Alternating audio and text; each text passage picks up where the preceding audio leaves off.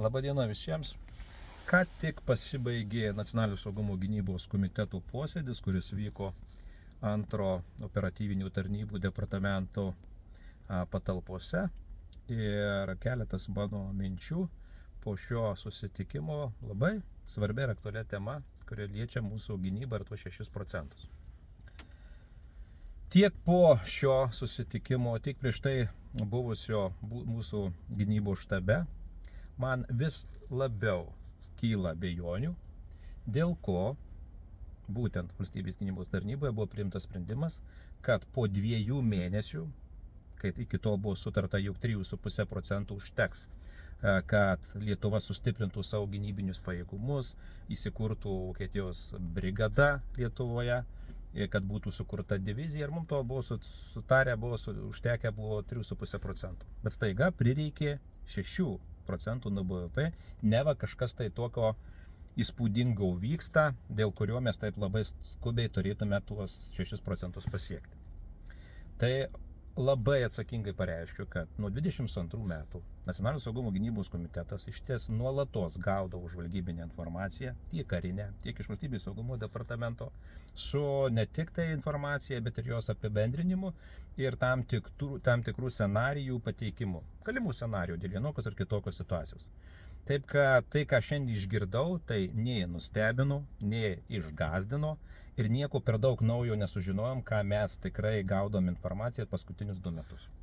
Taip, sakau, kad situacija tikrai rimta ir Lietuva iš NATO valstybių tikrai esam ženkliai pavojingesnėje situacijoje, nes mes ribojamės ir turim pasienį tiek su Rusija, tiek su Baltarusija. Ir tų scenarijų yra visokiausių, nuo tik pačio baisiausio iki realistiško, ir tam NATO ruošiasi.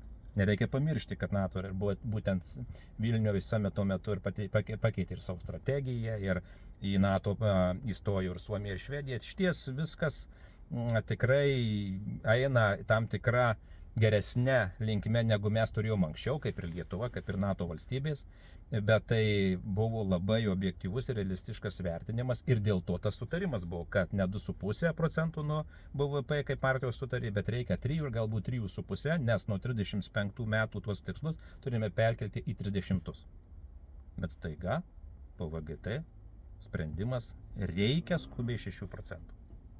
Deja, nėra, kol kas neturiu aš atsakymų, dėl ko taip dariau ir padarė, turiu tik tai 2 abejonės. Tai vis dėlto tvirtinasi, ko gero, ta aplinkybė arba labai tas tikrai faktas, kad Nausėda norėjo įtikti Trumpui ir pasisakė dėl tų 6%. Aišku, eina suprasti, dėl ko jis taip darė. Arba antra tikimybė, kad vis dėlto buvo ruošiama naujos valdžios mokestinė reforma ir būta arba ieškota būdų, kaip tai yra pagrįsti. Ir vėl pasirinkta tema gynyba. Tai yra labai blogai, jeigu būtent tokius savo sprendimus norima pridengti gynybą ir gąsdinti žmonės. Dėl to labai atsakingai pareiškiu, kad kol kas jokios naujos informacijos aš neišgirdau, kas buvo anksčiau sakoma, taip grėsmės yra realios.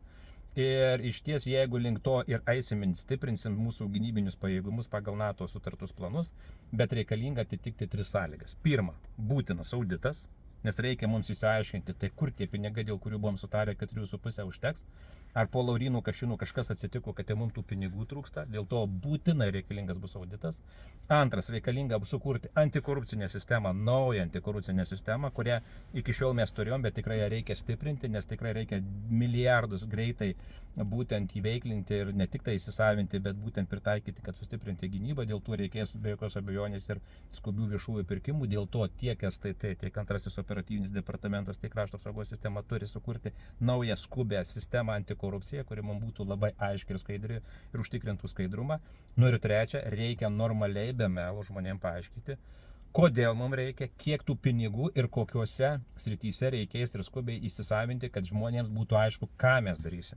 Nes iš ties, kol kas sakau, pasikartosiu, nieks nesikeitė.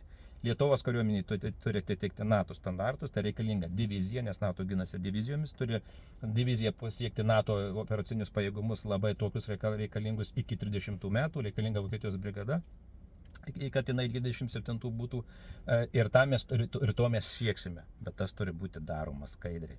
Ir su 3,5% buvo paskutinis sutarimas, kad užteks.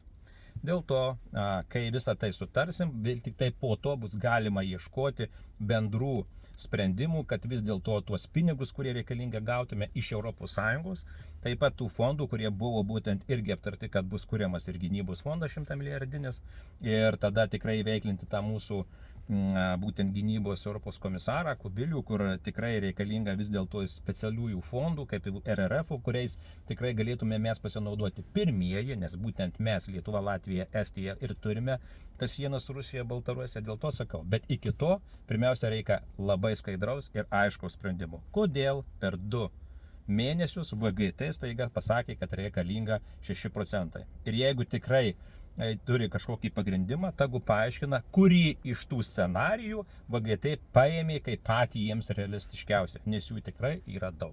Tai tokia trumpa mano refleksija po dabartinio nacionalinio saugumo gynybos posėdžio, kuris vyko 2-ame operatyvinių tarnybų departamente.